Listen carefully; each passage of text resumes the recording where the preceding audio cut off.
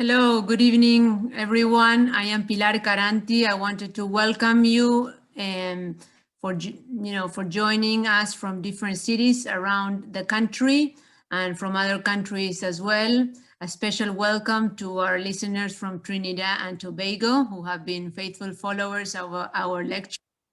We are happy that you are attending this webinar for the fourth lecture of our Parenting with Purpose series organized by Texas Family Enrichment.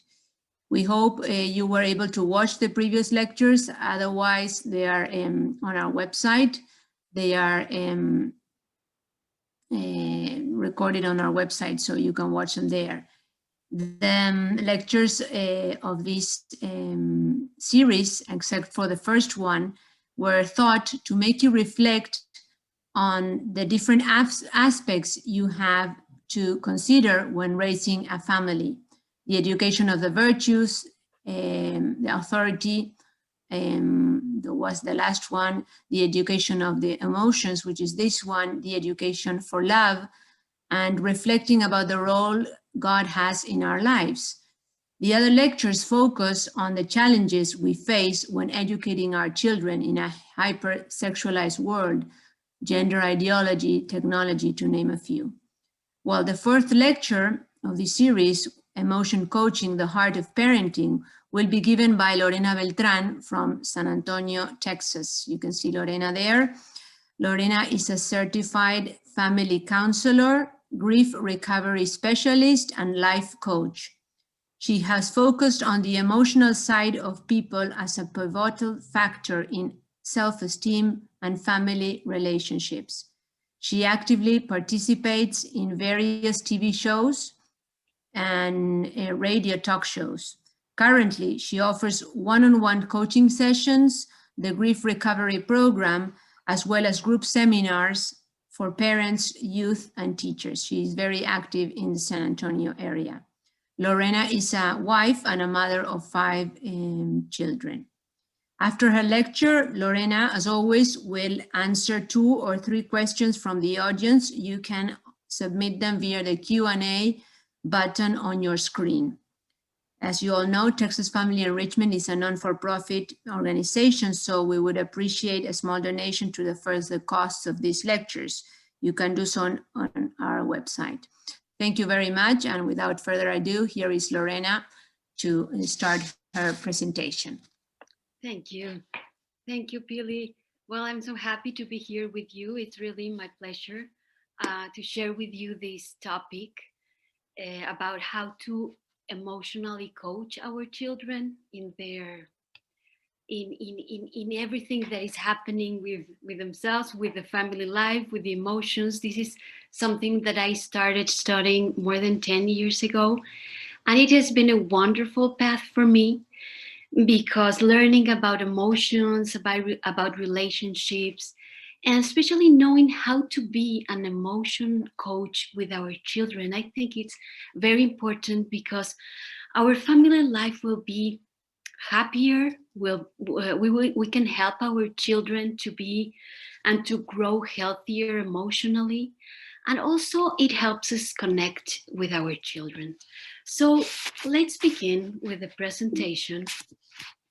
And one of the things I would like to share with you and to think about is, when we become parents, it's a whole new experience for us, right?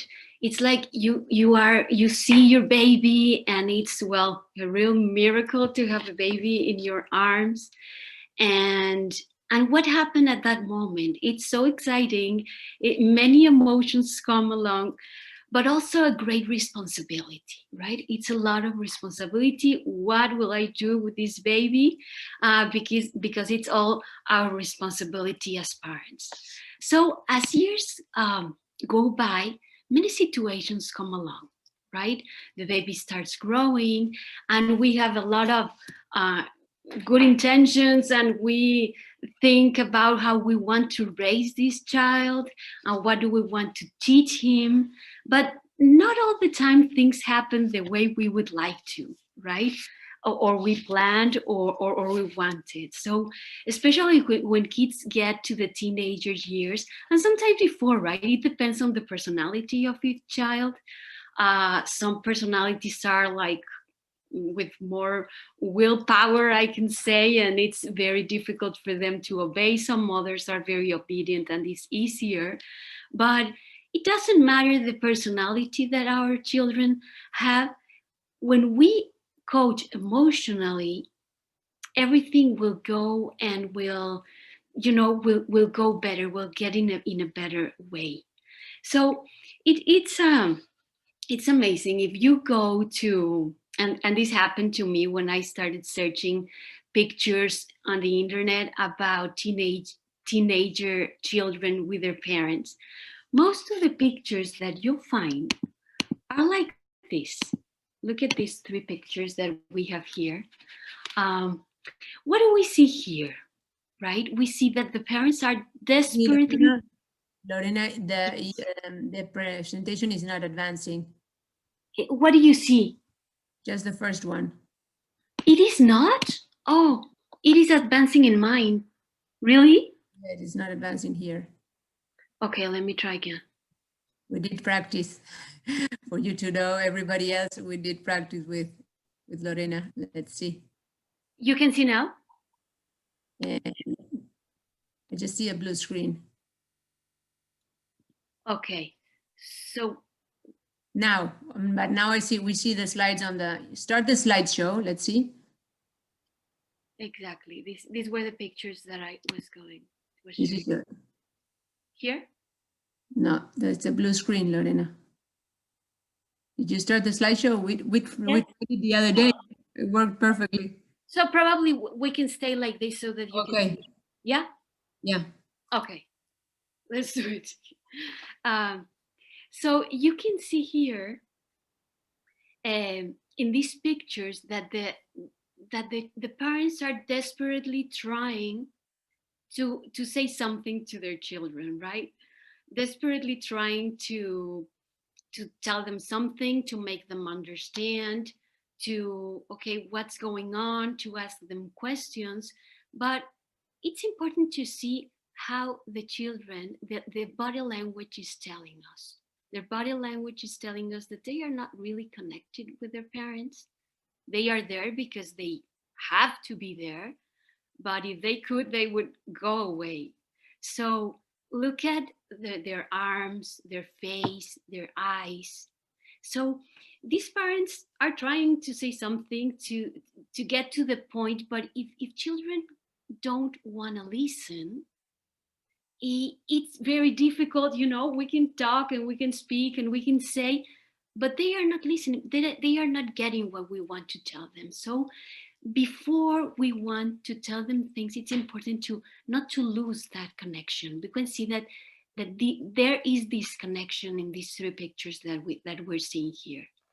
But let's look at the next slide, and we see that look at these two pictures, right?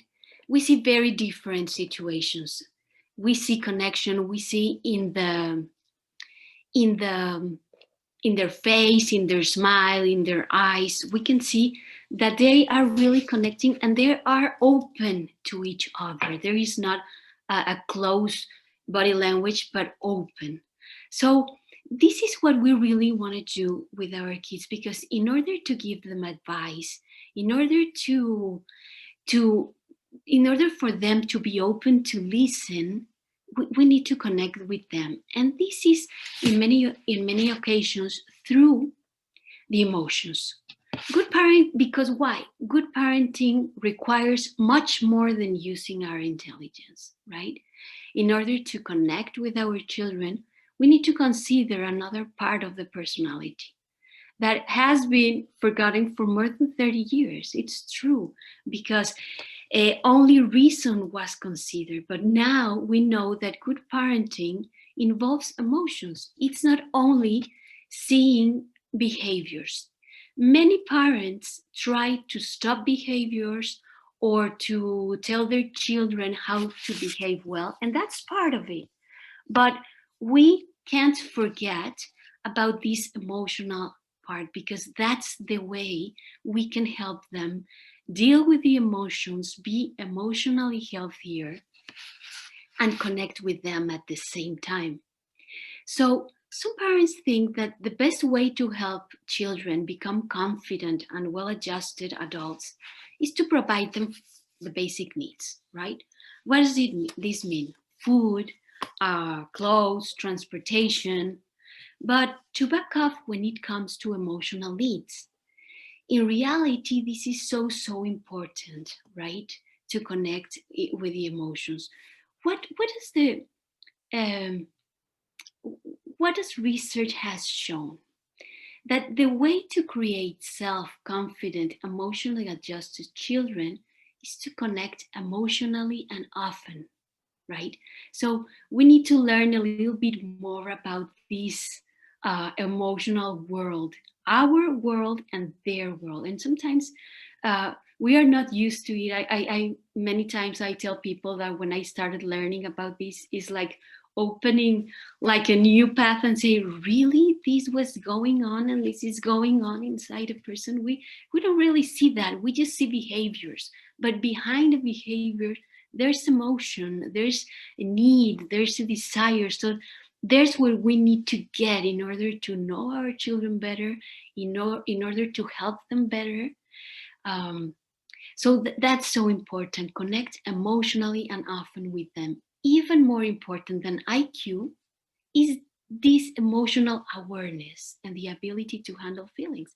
And we know that for children, for adults, for everybody, this is so important everywhere, with in the family life, in the professional life, in the job, in the social relationships, everywhere. If we have this emotional awareness and ability to handle feelings, will help us in every area of our lives. So, what are emotions and what have we learned about emotions? It's important to think about these questions. What have we learned about emotions? What did we learn from our parents? Sometimes um, they were okay with feelings, but sometimes not. Or we can say, well, I never saw my parents crying, or it was not, I was not allowed to be angry or to be mad or to express what I was feeling. Or probably yes. So each one of us can ask ourselves, what did I learn from my parents? What message do we receive from others when we express an emotion?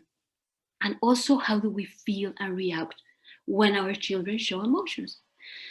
Usually, and this is like very, we can see it everywhere, that if we express happiness, if we are happy, nobody has a problem with that. Everybody's okay, right? With happiness. But what happens when we show, or our children show, sadness, anger, frustration? Those emotions are not that easy, right? And it depends on what we've learned, in that the way we are going to deal with it with our children, or what we're gonna tell them, or what approach we are going to have. Some parents think that if if children are sad, maybe it's because they are not doing, the parents are not doing a good job with their children. So many things interfere in the way. So it's important to know what really emotion, what an emotion is, what is it for, why is it there. If you think about this, when something good happens, it's normal, perfectly normal to be happy. If something sad happens, it's also normal to be sad. But sometimes the sadness is not, it's not seen as normal as happiness. Why? We as human beings have emotions because something is happening that needs to be addressed in me, that I need to express what's going on. So that's what emotions tell us. Our emotions give us very valuable information. It's important to know that they are not interruptions in our path that we need to control. We need to have emotional intelligence, of course, but first of all, how do we do this? We think about the emotion. We are open to listen the information that the emotion is giving me, because our emotions, as I just said, give us very valuable information about what really matters to our well-being, and also to our children when they express an emotion. Emotions give us information about ourselves and also are signals to others of what is really happening inside us. So this is very important to know, because that way we will be more open. When we have a new baby, a newborn baby, we don't have a problem with the baby expressing his needs with emotions. We know that the baby needs something because he's crying, because he's making some noises, because and it's okay. And then we try to see what's going on. What does the baby need?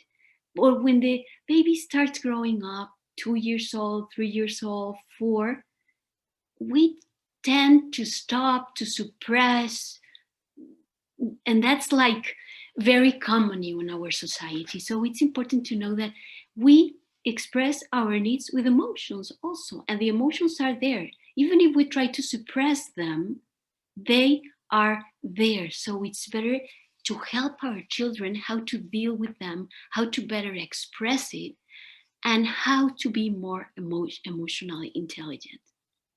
So research, there was research at the University of Illinois and the University of Washington with 119 families. And what was the purpose of this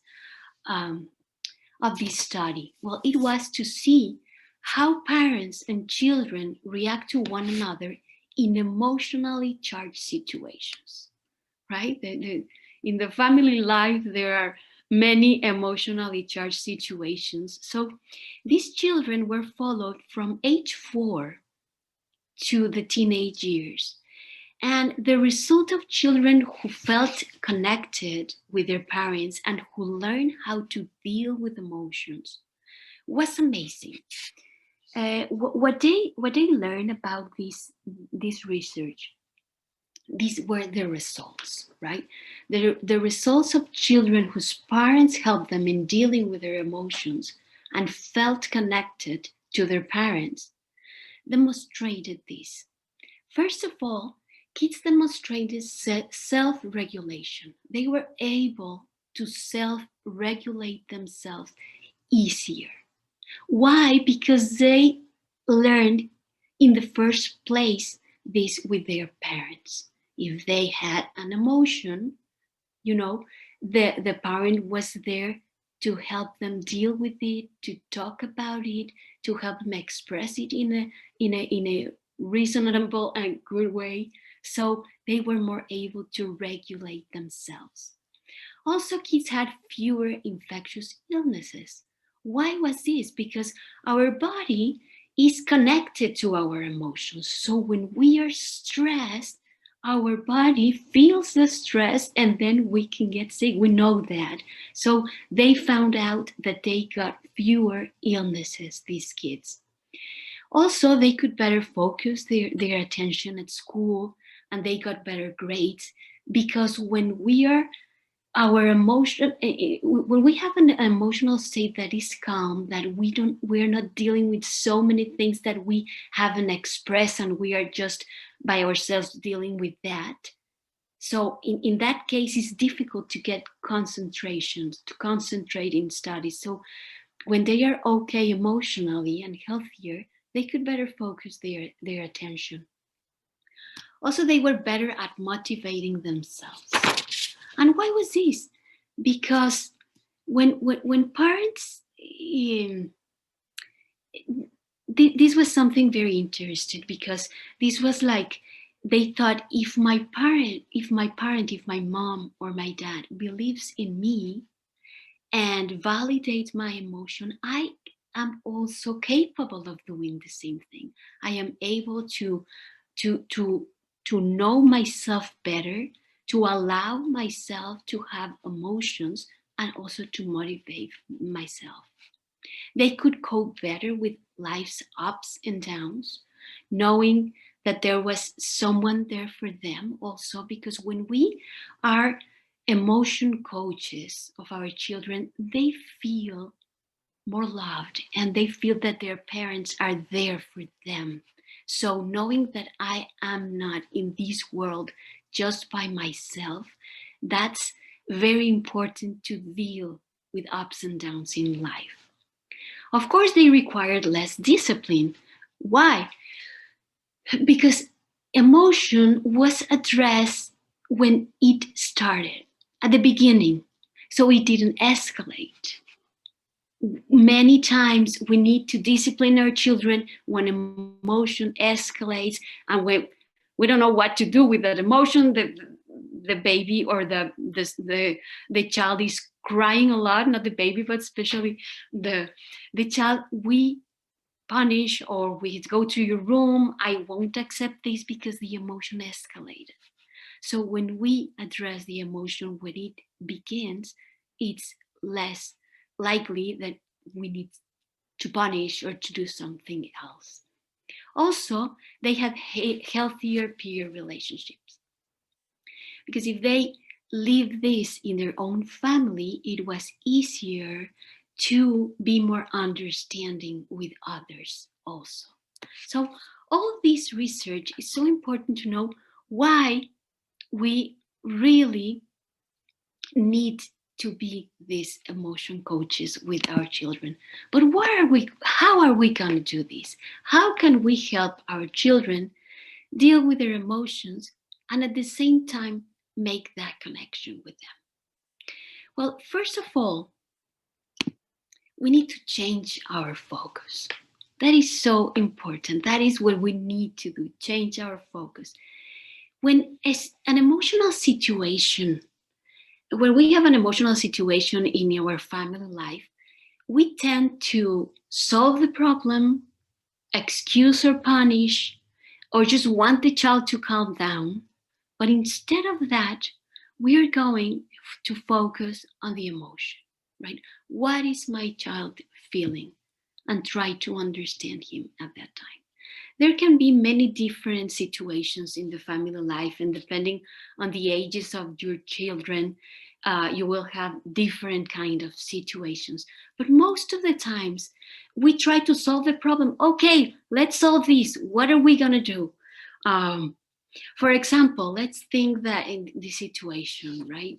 Um, let's think about a family dinner that you want to have everybody together, and two of your children start fighting about the place they want to sit. Probably they want to sit beside dad because dad hasn't been at home because he was working a lot, and two of them, no, it's my turn, and you start, seeing this conversation or this fight, and you just want them, okay, calm down, stop it, you just want to stop that, or you want to solve the problem, it's his turn, or it's your sister's turn, or it's your, and if you say, oh, it's my sister's turn, then you will hear the other saying, oh no, it was my turn, and you prefer her, and then things can go in a bad way. So, or who is going to be punished?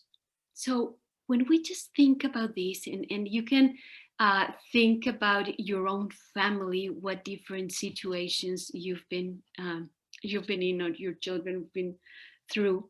So instead of solving, excusing, wanting, let's just pause for a minute and think what is going on in each one, because we want to solve it right away, it's true, but probably we need to to to stay with them, to listen to them 5 minutes, to see what's going on in them, and probably if we see an emotion that is escalating in one of our children, for example, if you say, no, it's this one turn to sit beside daddy, and then the other one escalates and cries, and it's too much, there's something deeper.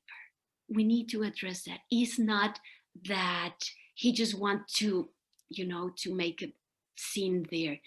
Probably he's missing his daddy too much. He's feeling lonely. We don't know what those feeling inside us, but when an emotion escalates that much for a very like normal situation, we can say it's because something deeper is happening.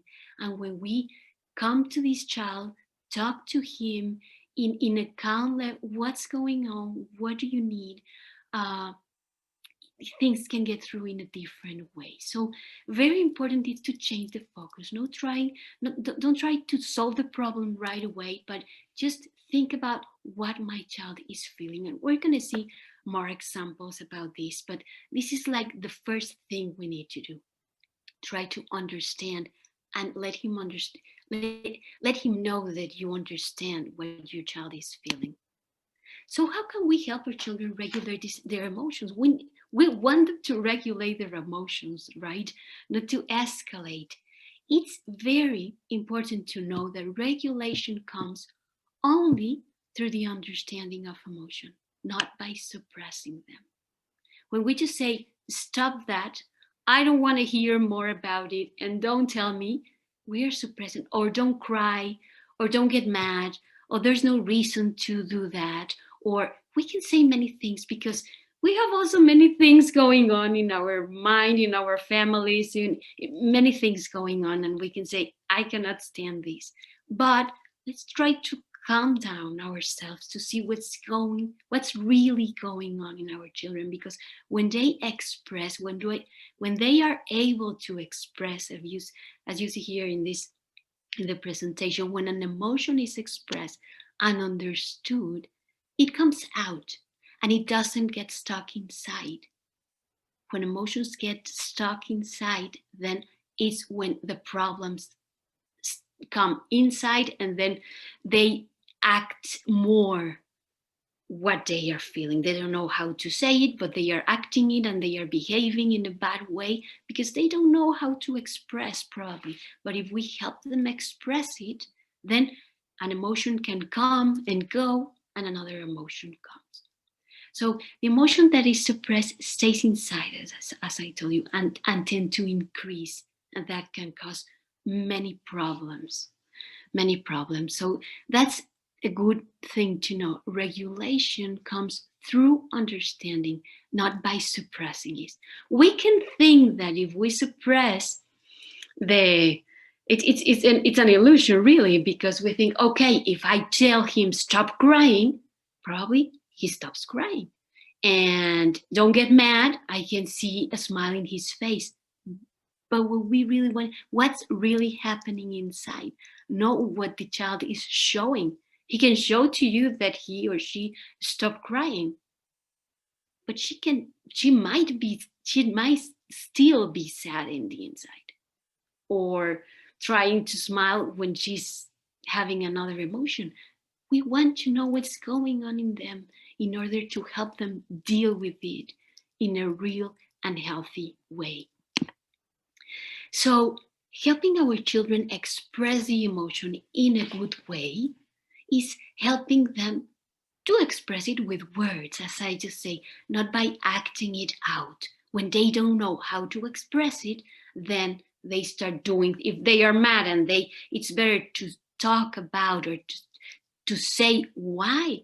You can tell your child, tell me why you are angry, why you are mad, why you are sad, what's going on. You can talk to me about it, instead of hitting your brother, or instead of throwing the pencil, or tell me what's going on and I can hear you. So reminding them, tell me what's going on. And also a very good question is, tell me what you need, because behind an emotion there's a need. They need something. So tell me what you need, I can hear you. It's also very important to make eye contact and to give them time and attention. It's not the same just to say things like behave well, don't do that. But I want to talk to you. Come, let's talk about this. And giving time, giving attention, that is very helpful, right? For them to be able to say what they need to, and the way we react or we what we say after we are listening at what they need to say, it's so important, because if they feel that we are understanding, they can continue telling us what's going on. If they feel or they think or they see that probably we are judging or we are not allowing that emotion to be there, or we are telling them, no, you need to feel this way, it's not good to feel the way you're feeling, then they can get very confused about themselves.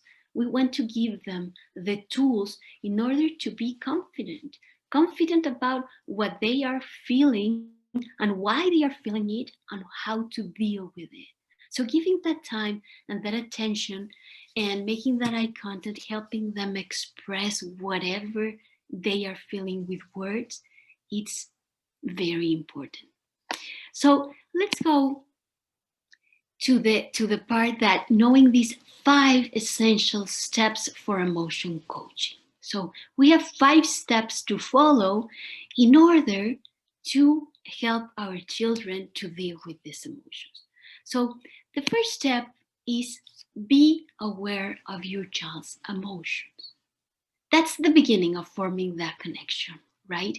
And it helps you to know your child at a deeper level. Not only, as I said, seeing behaviors, but seeing emotions. I'm seeing an emotion, right? He's mad or he's angry or he's sad. We can see one emotion or we can see a combination of emotions, but we are seeing something, right? It's like being aware of the emotion, not only on the behavior.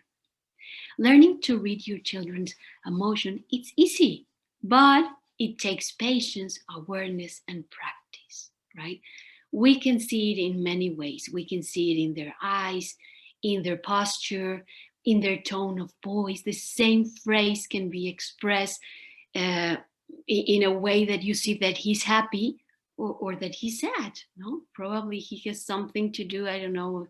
Uh, uh, your daughter can say, "Oh, mom, mm, I have a presentation today in my class, in my class. I'm an online class. I'm giving a presentation. I'm giving a or you can see it, oh, I'm giving it in a tone that looks like what's going on, right?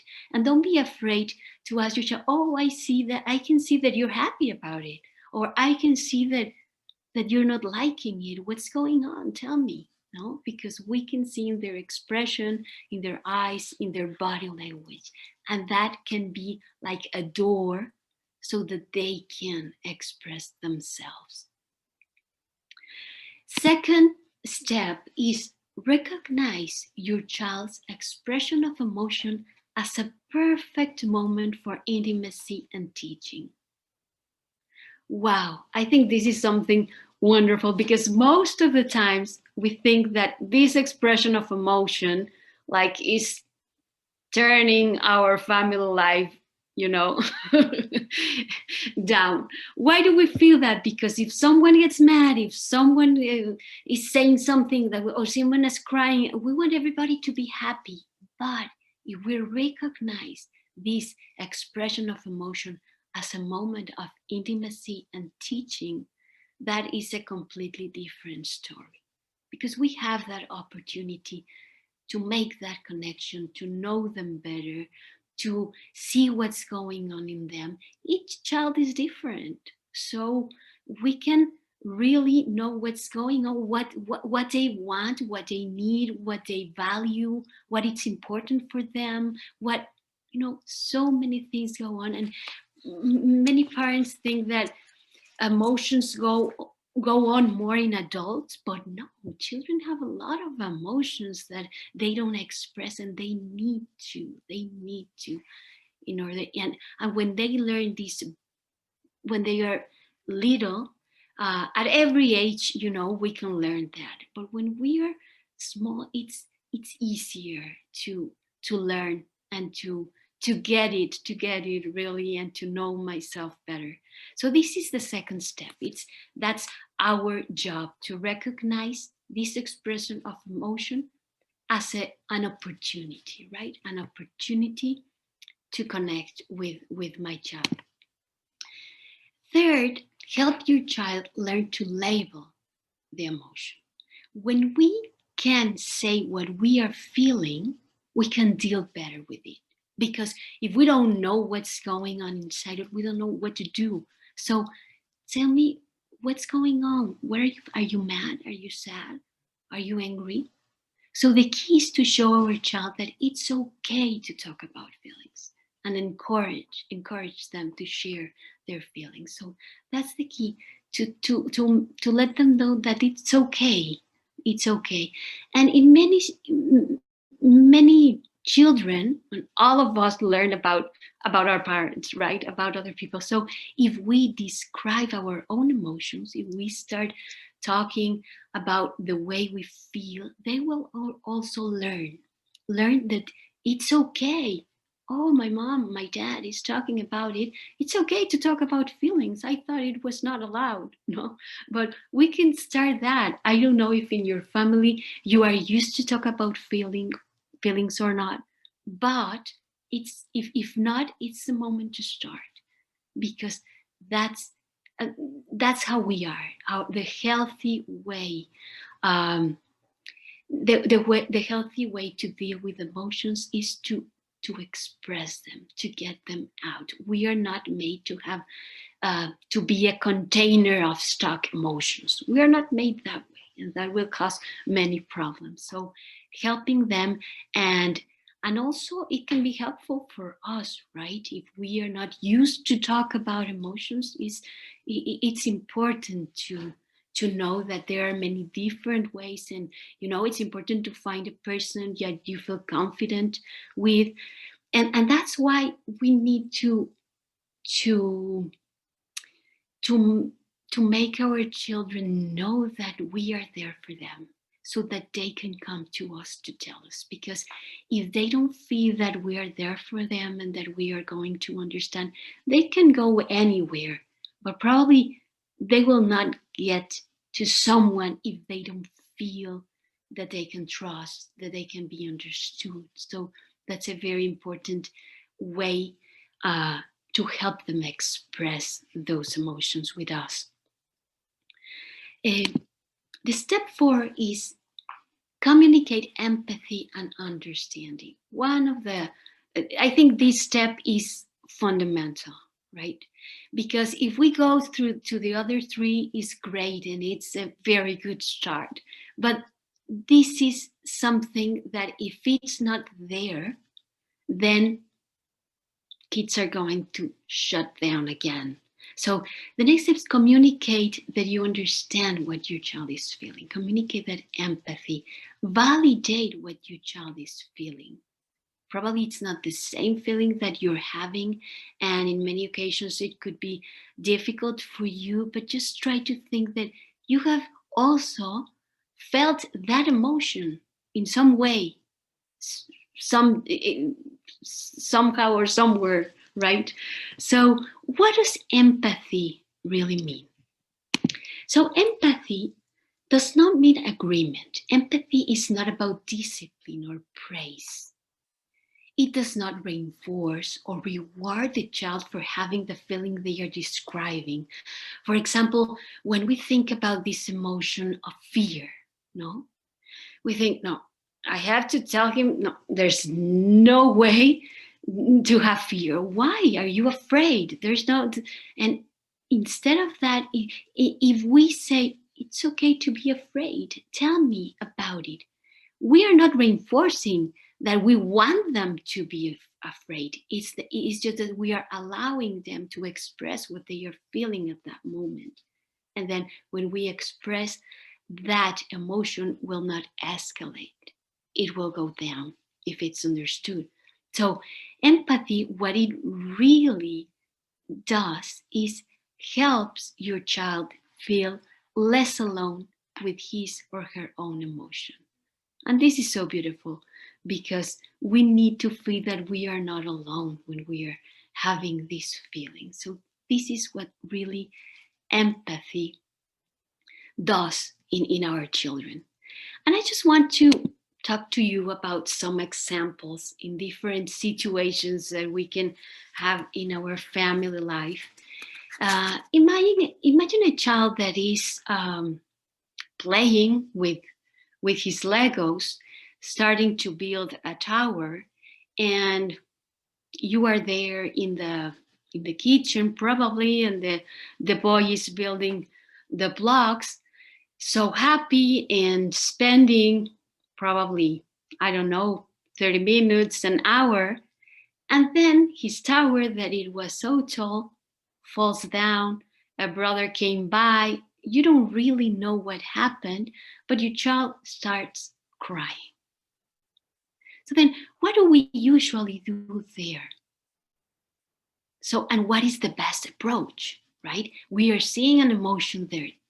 The child is crying, something happened, and we can solve the problem, as we just said. Okay, build it again. Okay, what happened? Your brother passed there and throw it, and then what we really want is to address the feeling. So this is a real situation with a mom and her child.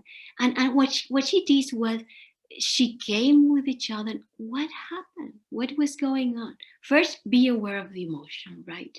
Then help them tell you what's going on. So the child started telling her, oh, the tower, and expressing and crying. And she allowed him to, are you angry? Are you mad? Are you sad? Yes, because you spent a lot of time doing this and then suddenly it fell down. So it was amazing in this story that when the mom allowed her child to express his feelings, it was amazing that the boy suddenly, after expressing what he was feeling, just stopped and said, you know what, Mom? I will build it again. So she said, wow, I didn't even needed to say anything about the next step. He just needed to express it, to feel understood, and the rest, he solved it. So this is one situation with a little boy. But with teenagers, it's not that easy sometimes, right? Imagine this teenager girl that, well, very happy with her cell phone, but one day she comes to you and says, you know, Mom and Dad, I don't find my phone. I lost it. I lost my phone. Do you know what that means? So the parents could be, what? What? We can start saying many things. Why are you not responsible? What's going on? You don't pay attention to things. No, we can start saying many things, but think about the way she is feeling about losing her cell phone, right? Probably, yes, the circumstances were not the best, but what is she feeling at this moment? You know, we have everything in the cell phone. Uh, you know, teenagers are the way they communicate now. We are trying to help them, do this, relate with other people in a different way. But now, especially now in the situation we're living, everything is in our cell phone. So how is she feeling? So if we address that thing, it's frustration that she's feeling. So we can go to that feeling. I know, I can see that you're frustrated. And if we understand that feeling, maybe she will come up with solutions also. What are you going to do? What are you going to do? I can understand that it's frustrating. What happened? Tell me, right? And we can do things in a different way, in two different ways. If we start just telling her how bad, how irresponsible, how this will escalate the emotion, but she cannot get to solve anything because she's just, with all these emotions that are coming up, and then it's difficult. The third situation is you have an oldest son that is driving already, and he got a ticket, and he comes to you and tells you, Mom, Dad, I got a ticket, and he's so mad about it, and he thinks it's so unfair because it was not fair. It was, everybody was driving the same way, and he's telling you, right? And then when he comes to you, you know about the insurance, about many things, and you start getting mad too. But then if you start telling him how bad it was, what he need to do at first, he was that this was also a real situation with parents. And these parents told me, you know what? We started telling him what he needed to do, why was he doing that, and then emotions escalated. He was so mad to us, so angry, and then they realized that they could manage the situation in a different way. So they said, okay, I can understand. I can understand you. Why can I understand you? Because I got a ticket too in another time, and it was horrible. I know that I need to pay, and I know that you're frustrated because you need to pay for that. You need to do the course, the driving course. You need to go to the judge probably, and I know this is frustrating. I'm with you with this. I felt the same way. What are you gonna do with this? And probably it's easier for them to deal with it if they find someone that can just understand. I know we don't like that either, but what is our child needing, our son needing at that moment, to help them deal with it and not just escalate emotions? Everybody's mad, nobody wants to talk to each other. It's better to know how to deal with it and solve the problem, because anyway he will need to pay to do the course. But if he finds that someone is understanding, probably in any other situation, he will know, okay, I can go to my parents because even this terrible thing happened, I can go to them, and I know that I'm not alone in this world, right? It set limits and solve problems. And we know we can do an enormous amount just by being present with our children. Sometimes we don't, as we see in the examples before, sometimes we don't need to solve the problem. Just being there with our children. 95% of problem solving is understanding and empathy. So these kind of things, it's important to set limits on the behavior, explain how you feel, and clarify the values in the family. But it's important not to use criticism or and give our children the opportunity to think about it and to make decisions, because when they make decisions, we are letting them know that we believe in them, that we trust in them, that they can that we are that they are not alone, and they can make good decisions, that they trust in them. So two more ideas about this is that good parenting requires making time to engage and connect with your children. Children need you even if they don't express their needs in the moment.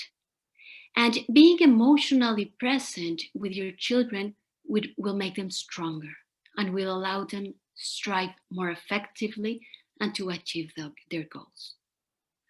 So thank you very much, and we can go to the questions and answers if someone has a question about it.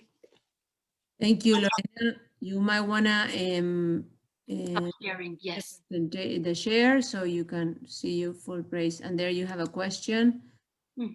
Read it. Okay, I'm going to read it. How can you deal with every emotion your children have, especially little kids who may be happy at one moment and angry the next?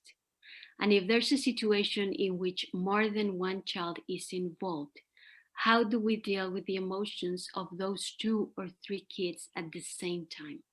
How do you prioritize one over the other without making the others jealous or make them feel less valued? Great question. Great question. In fact, it's important, as you said, to deal with each child with the emotion. I know, not at the same time. Yes, at the same time we can, like what's going on to know a little bit more. But each children has a different story. Is feeling a different way, so we need to have that individual conversations. Yeah, it is important. And if we feel that another one is feeling less valued because we're talking with one of the children, we can say to him or to her, you know what, it will be your turn also. It's not only your brother's turn or your sister's turn. You will have your turn. Each of you will, because children want to know that they are important for their parents. That's so, each one of them. If we have one, if we have 5, if we have 10, it doesn't matter. Each one of them. And probably you will think it's a lot for me, but it takes sometimes, when our children are having an emotion, probably it takes sometimes, 5 minutes to deal with it. Another time it could take more, but it's important. And also deal with the emotion that that something is going on. So we need to be observers, right? Observers, because things can go well, no? If they're happy, probably something went on, but we just say that in the moment.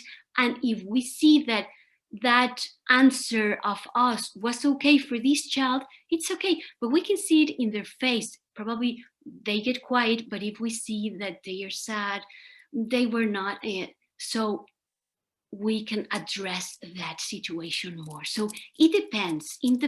There are some easy situations that you can deal with them at the same time. But if you observe what's going on in your children, you can see which situation of which child needs more of your time.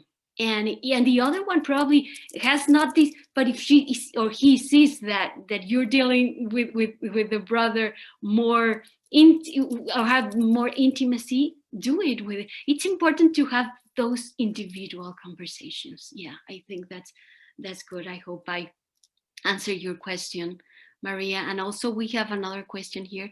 What is the best way to deal with tantrums? Yeah, tantrums are emotions that escalated, right? They escalated already.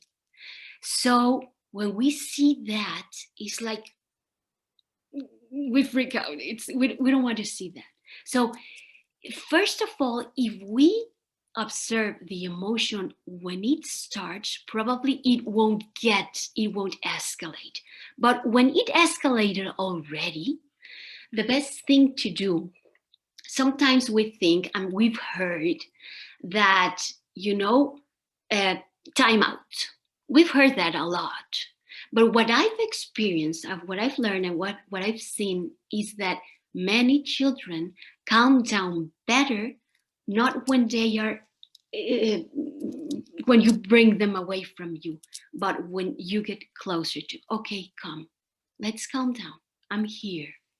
And when the child is here, then when she or he calms down, then you can talk about it. And you can see that behind that tantrum, behind that emotion, there's a need, a desire. We need to get there. Don't stay just in the tantrum and say, stop it. Just say, what do you need? What's going on? And then we can work things through. But we can work things through only if we help them to calm down. And also if we know what's going on. So we need to have that conversation when they are more calmed. There's another question here. If I haven't done a good job at emotion coaching for a while and family is already up and running, what are key ways to start the turnaround?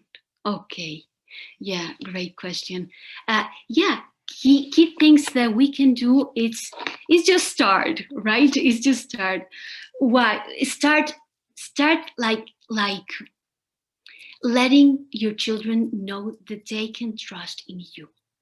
Sometimes they already know how we are going to react, what we are going to say, and they are not very open to express their feelings. They just don't express it, don't say them. So we need sometimes to have that conversation, to let them know that we're there. You know what? I just wanted to know. I just want you to know that it's okay. If you're feeling something, if you want to tell me something, I'm here for you. These words are already setting the ground so that they can know. And when they come and tell us something, because these situations will come every day, emotional situations. So how we start dealing with them, if we start following these steps and dealing with them in this way, they will start noticing that they can trust more. And then we already start the process of this turnaround.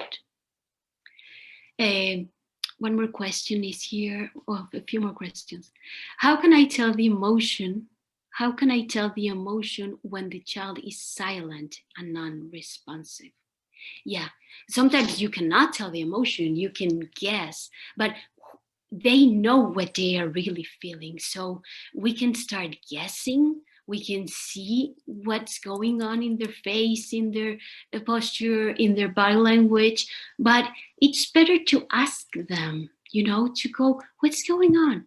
But if we go in a way that they can see, also our body language needs to be there as someone that is open to listen and to understand, so they can really open up.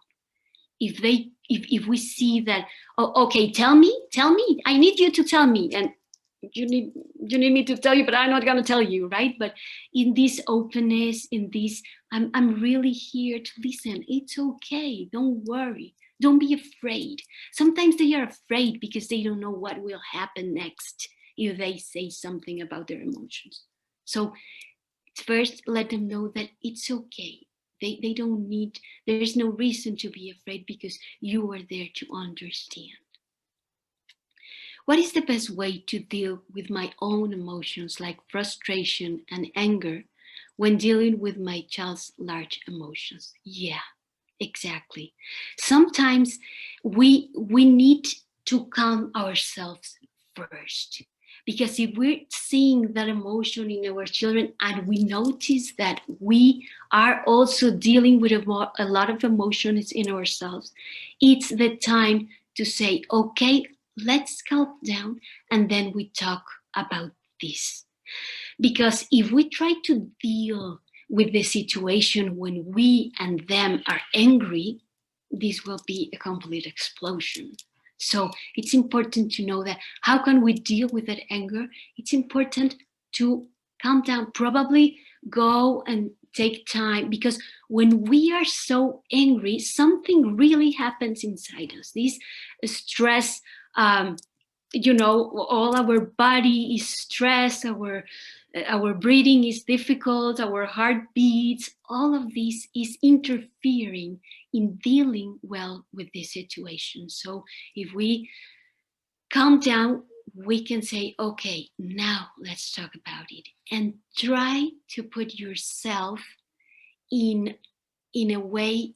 Of course, as you say, try to understand your own emotions, but if you're dealing with an emotion that your child is having, try to say, okay, now I'm going to try only to understand. I'm going to deal with my emotion later of what this is making me feel, but I'm going to try just to see my child through what's going on in him, what's happening, what he needs.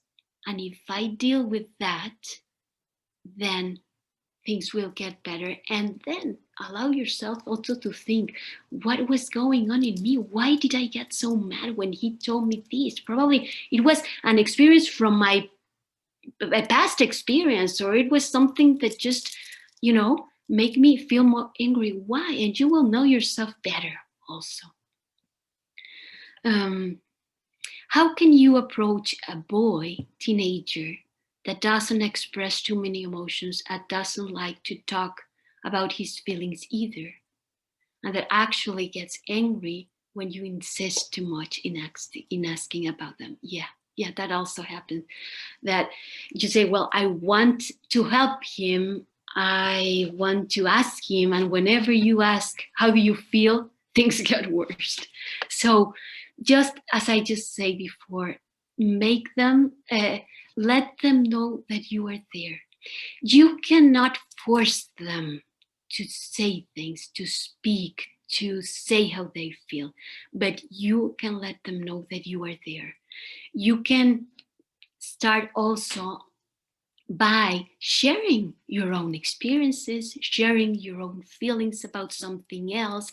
And that also sets the ground for them to know that it's okay. And sometimes they are going to help us in our own feelings. And it's okay that also children help their parents. But we need to start talking more about feelings, probably ourselves, so that they can know that it's okay, that it's not a problem. Probably they feel shame about sharing what they feel because they think that there's something wrong in them. So the first thing is let them know that it's okay to have feelings. It's okay to feel sad, to feel angry. Don't worry. There's nothing wrong in you. It's okay. Probably they didn't know that. It was not obvious for them, and they thought there was something wrong. And allowing them to express, to feel, just letting them know that, and expressing ourselves in what we feel also is also helpful to get started with that. Do you find that a primary concern for families without good emotion coaching is the need for spouses to be more attuned to each other's emotions?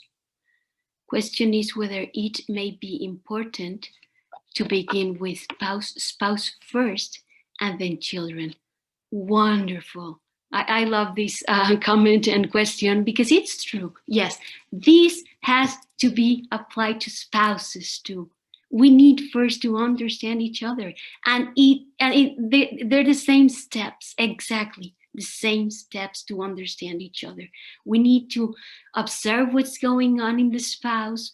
We need to help them express their feelings, to understand and to solve the problem together.